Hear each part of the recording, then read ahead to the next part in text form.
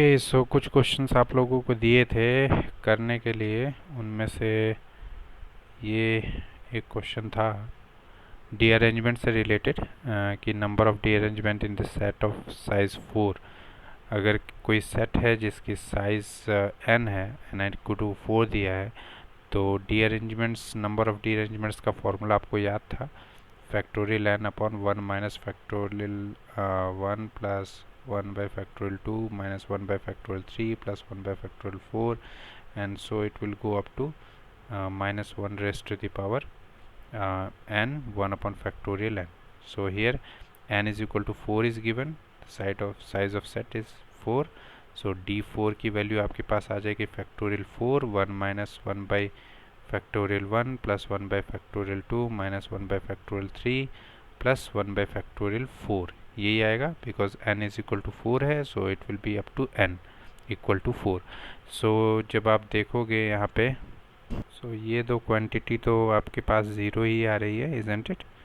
सो 1 minus 1 zero, finally आपके पास ये factorial 4 हो गया। फैक्टोरियल 4 आप यहाँ पे फैक्टोरियल आएगा, एलसीएम ले सकते हो, तो here it will B 4 cross 3 minus यहाँ पे आ जाएगा 4 plus 1, so you'll see from here that it will be factorial 4 multiplied by 12 minus 4 plus 1 upon factorial 4, so ये factorial 4 cancel out, 12 plus 1 13 minus 4 9, so 9 is the correct answer of this question. Okay, D arrangement से related one more question I have given, that is dn is even। अगर dn की value जो है वो even आ रही है तो इसका मतलब क्या है, n किस तरह का होगा, n इवन होगा, ऑड होगा, मल्टीपल ऑफ 3 होगा या मल्टीपल ऑफ 5 होगा। सो इस केस में n हमेशा क्या होता है, ऑड। सो इसका वाइस वर्सा कंडीशन भी आप देख सकते हो कि अगर d ऑड है तो it implies that n is even, this condition also holds. ठीक है, ये दो कंडीशन आप देख सकते हो। इस हिसाब से एज पर दिस क्वेश्चन इसका जो आंसर आपके पास बन रहा है वो बन रहा है if n dn is even it means n is odd, so इसका ये ऑप्शन है। ठीक है, नहीं अगर पता है तो एक बार फिर से dn की वैल्यूज़ देख लेते हैं। now you can compare here, when you see then when dn is even means here it is even, here it is even, here it is even, so आप n की वैल्यूज़ देखो यहाँ पे 5 7 and 9, these are odds।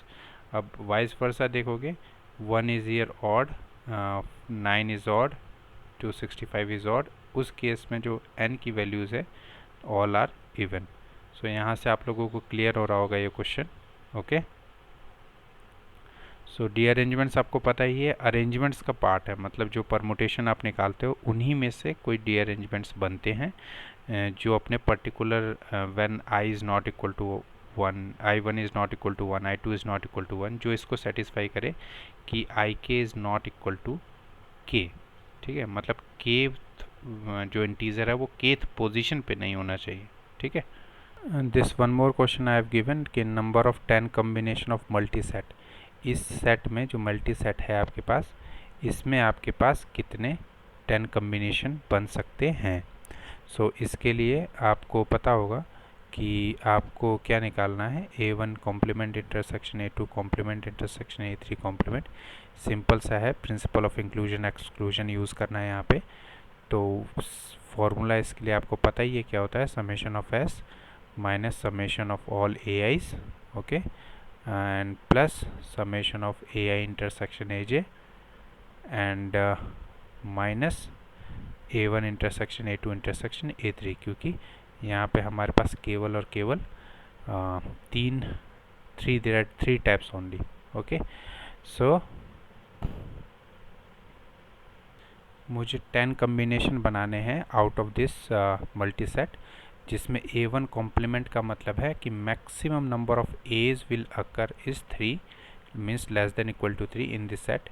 a2 complements maximum number of b's is 4 and a3 is maximum number of c is 5। सो उस हिसाब से अगर a1 complement ये होता है तो a1 क्या आ जाएगा, a1 will be the set of 10 combination, okay, set of 10 combination with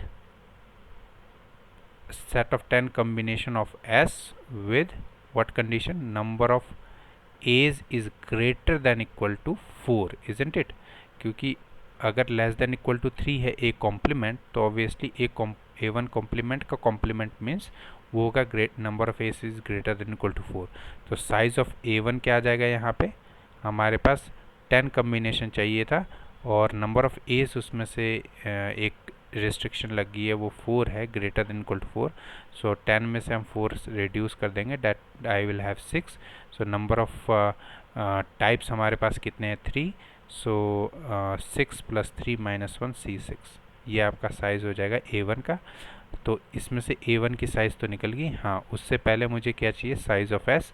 size of S मुझे 10 कम्बिनेशन चाहिए और हमारे पास टाइप 3 है, तो ऑब्वियसली साइज़ ऑफ S क्या आ जाएगा हमारे पास? 10 + 3 - 1 C10। Okay, this is size of S, this is size of A1। Similarly size of A2 क्या आ जाएगा?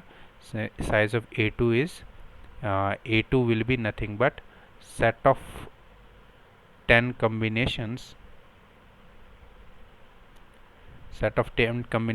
with number of B's is greater than equal to, tell me, A2 complement में है, maximum number of B's is B 4, so A2 में हो जाएगा number of B's is greater than equal to 5। so आपको 10 combination चाहिए थे, उसमें से आपने एक रिस्ट्रिक्शन लगा दिया B के लिए कि वो ग्रेटर देन इक्वल टू 5 होगा। सो पहले आपको 10 कम्बिनेशन चाहिए थे, अब आपके पास रिस्ट्रिक्शन के पास ओनली 5 कम्बिनेशन रह गए हैं। 5 combination of 3 different types A B C। So A2 का जो साइज़ बनेगा आपका वो आएगा, size of A2 is 5 + 3 - 1 C5।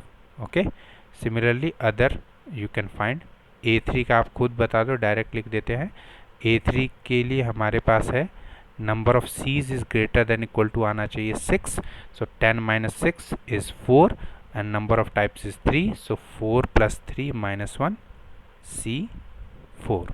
Okay, I hope ये समझ आ गया आपको। So the size of S we know now, size of A1 A2 A3 that we know now. अब इसकी बारी है, तो ये भी देख लेते हैं। A1 intersection A2, A2 intersection A3 and A1 intersection A3, इनका साइज़ क्या होगा?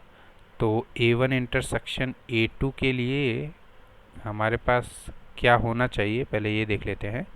Let me right. सो अपने पास सेट था S = 3A 4B and 5C, ठीक है।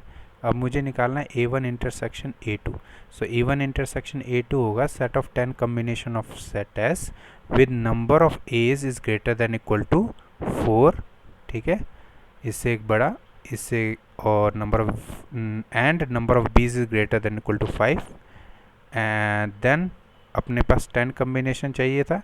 आउट ऑफ 10 कम्बिनेशन अभी 2 रिस्ट्रिक्शन आना हमारे पास, सो इट विल बी 4 + 5 कर लेते हैं, तो 10 -9 that is 1। So size of A1 intersection A2 क्या हो गया? 1 plus number of types is A B C means 3, so 1 + 3 - 1 C1। Okay, what will be this? what about this A1 intersection A3? A1 intersection A3 के लिए हम क्या करेंगे? Number of क्या चाहिए? A1 इंटरसेक्शन A3 क्या है? Set of 10 combination of set S with number of A's is greater than equal to 4 and greater than equal to 6। so 10 combination हमें चाहिए था और अभी हमारे पास A और C पे रिस्ट्रिक्शन होगी 4 और 6 की, means at least it should be 4 and 6। सो हमारे पास टोटल कम्बिनेशन रिजल्टेंट बना है वो 0, मतलब 0 plus number of types 3 - 1 C0। Okay, और what about this one A1 A2 intersection A3? A2 intersection A3 को ध्यान से देखेंगे तो number of B's is greater than equal to 5 और number C is greater than equal to 6। So ये 5 + 6 ये already 11 combination बन चुका है, तो ऐसा कोई कम्बिनेशन होगा ही नहीं हमारे पास, क्योंकि मैक्सिमम तो हमें 10 कम्बिनेशन चाहिए थे, उसमें से मैं 11 कम्बिनेशन कैसे हटा सकता हूँ, ठीक है। So finally it will B obviously 0। तो मुझे 10 कम्बिनेशन चाहिए थे, ऑलरेडी ये 2 रिस्ट्रिक्शन ही उससे ज़्यादा हो रही है, तो इस वजह से 0 हो जाएगा. सो A1 intersection A2 intersection A3 भी obviously it will be 0 because इस पे कंडीशन होगी number of A's, number of B's and number of C's is greater than equal to 4, 5 and 6. ठीक है, तो इन सभी का सम 10 से ज़्यादा हो रहा है. It is less than 10 is less than this sum of this. So इस हिसाब से इसका भी जो साइज़ होगा वो 0 होगा. अब ये तीनों चीज़ें निकल गई. You just need to substitute all these values here. यहाँ सब्सटीट्यूट करते हैं, हमारे पास आंसर आएगा. चलो देख लेते हैं वैल्यू क्या क्या आएगी. तो साइज़ ऑफ एस ये आप देख रहे हो क्या आ जाएगा 12C10. 12C10 is nothing but 66. सो इसकी वैल्यू आपकी आ रही है 66. ओके, साइज़ ऑफ A1 देख लेते हैं, ये आ जाएगा दिस विल बी 6 + 3 9 9 - 1 8 8 से 6 मीन्स 28. ओके, एक बार आप भी क्रॉस चेक कर लेना. साइज़ ऑफ A2 आपके पास 21 आ गई. ठीक है, और साइज़ ऑफ A3 15 आ गई. तो 28 + 21 + 15 ये यहाँ पर आ जाएगा 28 + 21 + 15. ठीक है, विद नेगेटिव साइन हियर. ठीक है, 66 माइनस सम ऑफ दिस. अब ये क्या है, ये आपके पास आ रहे हैं A1 intersection A2 intersection A3. ये सारे जो हैं इनकी वैल्यूज़ आप देख लो. ये आ जाएगा आपके पास 4C1. 4C1 मतलब 4 एंड A1 इंटरसेक्शन A3 इस ये आ रहा है 2C0 मतलब कि 1. Okay, and last one is बाकी तो सब दोनों ज़ीरो ही हैं. ठीक है, सो यहाँ पे 4 + 1 + 0. तो आप यहाँ पे सब्सटीट्यूट कर सकते हो 4 + 1 + 1 0 एंड देन माइनस इसकी वैल्यू भी 0 है. जब आप करोगे 66 minus times of this plus times of this minus 0, सो इसका आंसर आ जाएगा आपके पास 6. ठीक है, सो इसका आंसर है 6. This was one of the question which came in your exam, that 5C0 whole square plus 5C1 whole square plus 5C2 whole square plus ... 5C5 whole square, what it will be. So आपको ये पता होगा कि NC0 whole square plus NC1 whole square plus NC2 whole square plus ... to NCN whole square, ये क्या होता है, the sum is 2NCN. Okay, इस तरीके से भी आप लिख सकते हो 2NCN. सो उस हिसाब से n की वैल्यू यहाँ पे है 5. सो यहाँ पे क्या आ जाएगा 2 × 5 C5 means 10C5. So 10C5 is option B is correct here. This is also a very important question. What is the coefficient of x cube y raised to 5 in the expansion of this? So directly आपको इसके result पता है, इसका coefficient क्या आना चाहिए. 8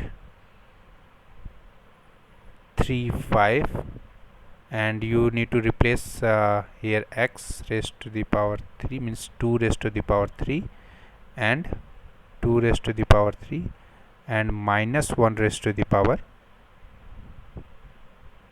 5. Okay, सो इसका क्या मतलब है, factorial 8 upon factorial 3 factorial 5. Okay, multiply by 2 cube multiply by -1. सो ये आ जाएगा आपके पास 8 × 7 × 6 upon factorial 3 is also 6. 6 6 cancel out, multiply by 8 and then with minus, so it will be minus 8 8 6 64 64 × 7, that is 488. So minus times of 448 minus times of 448. So option D is correct here. okay, ये सब चीज़ें आपको binomial theorem में जब बता रहे थे expansion के टाइम, तो ये फॉर्मूले थे उसमें, ध्यान से देखो. This is it was like ऐसा था n n1 n2 n3 ... to nt. so sum of all these is should be n1 equal to n2 equal plus n3 plus ... to nt is equal to क्या था n. ठीक है, सो वो यहाँ पे आएगा. ठीक, एंड यहाँ पे जो आएगा जो भी कोएफिशिएंट होगा x का, वो जैसे यहाँ पे अल्फ़ा 1 या A1 alpha 1 raise to the power जो यहाँ पे पावर है वो आएगा, ठीक है।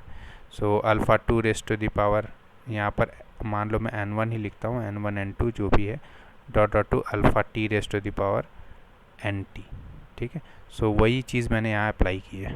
Okay, this was also one important question. Binomial coefficients जो है वो किस टाइप के सीक्वेंस है, इंक्रीजिंग, डिक्रीजिंग, ऑसिलेटरी या यूनी मॉडल। सो आपको पता है कि वो यूनी मॉडल है। वो क्यों है? क्योंकि एक पर्टिकुलर टाइम तक वो पहले इंक्रीज़ होती है, ठीक है, फिर उसके बाद डिक्रीज़ होती है। सो जैसे NC0, NC1, NC2, NC3 इस तरीके से चलता जाएगा। एंड बीच में अगर n इवन है तो NC n/2 और ऑड है तो फ्लोर n+1/2 तक ये इंक्रीज़ होगा, then after it will decrease, ठीक है। ये आप लोगों को पता होगा। सो इसलिए ये यूनी मॉडल है। यूनी मॉडल के डेफिनेशन के अकॉर्डिंग एट अ पर्टिकुलर कुछ टाइम तक वो सीक्वेंस जो है वो इंक्रीज़ होती है, then after that it use to decrease, increase then decrease. Okay, so इसीलिए ये यूनी मॉडल होता है।